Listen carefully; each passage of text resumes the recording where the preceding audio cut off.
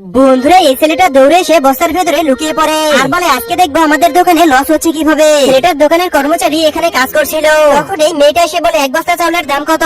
লোকটা বলে 2000 টাকা করে। মেয়েটা বলে আরে কি বলছেন এসব, 2000 টাকা করে? আমি তো 100 বস্তা চাউল নেবো, আপনি কিছু কম করে রাখেন। আরে উনি 100 বস্তা চাউল নেবেন? এত বড় অর্ডার, এত বড় অর্ডার যদি আমার মামার দোকানে পাঠাতে পারি তাহলে আমি অনেক টাকা কমিশন পাবো। শুনেন ম্যাডাম, বস্তা প্রতি 2000 টাকার 1 টাকা কমও হবে না, কারণ মালিক বলে দিয়েছেন 2000 টাকার কমে বিক্রি করা যাবে না। আরে কি বলছেন এসব, আমি তো 100 বস্তা চাউল নেবো, আপনি কিছু কম করে রাখেন। লোকটা বলে না ম্যাডাম, টাকা কম রাখা যাবে না, আপনি তাহলে পাশের ওই দোকানটাতে যান, ওই দোকানে গেলে আপনি 1800 টাকা বস্তায় পেয়ে যাবেন। এইটা শুনে মেয়েটা তখন সেখান থেকে চলে যাচ্ছিল, তখন সেই ছেলেটা বস্তা থেকে বেরিয়ে আসে আর বলে দাঁড়ান ম্যাডাম। আরে আরে ছোট মালিক, আপনি এখানে বস্তার ভিতরে কি করছিলেন? কি করছিলাম শোনো তাহলে। বাবা একদিন মন খারাপ করে বসেছিল, তাকে আমি মন খারাপের কারণ জিজ্ঞাসা করলে তিনি বলেন জানি নাকি দোকানে বিক্রি হচ্ছে না, তাই আসল ঘটনা জানার জন্য আমি এই বস্তার ভিতরে লুকিয়েছিলাম আর তোমার আসল রূপ দেখে নিয়েছি। তুমি এই দোকান থেকে এখনই বের হয়ে যাও। আর ম্যাডাম